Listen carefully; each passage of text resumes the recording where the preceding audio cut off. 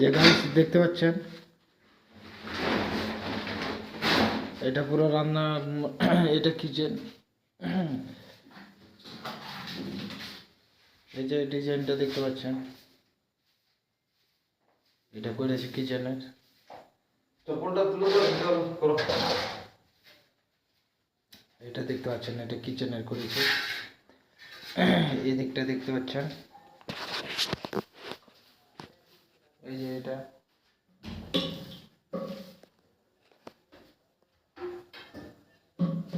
এটা দেখতে পাচ্ছেন, এটা করেছি মিক্সচার মেশিন রাখার জন্য, গ্যারান্টার মেশিন, মশলা টশলা পিসবে, এটা তার জন্য করেছি।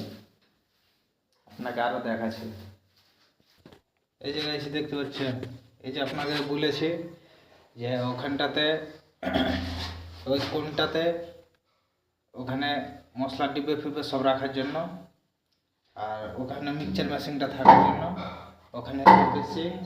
এই যে আপনার রান্নাঘরের স্ল্যাব, আর এইদিকে টয়লেটের, এই যে দেখছেন এটা একটা বর্ডার দিয়ে দিয়েছি সবুজ কালারের, টাইলসটা কাটিং করে একটা বর্ডার দিয়ে দিয়েছি। কীরকম লেগেছে দেখে একটু ভালো লাগলো, লাগলো, লাইক শেয়ার আর কমেন্ট করে দেবেন একটু।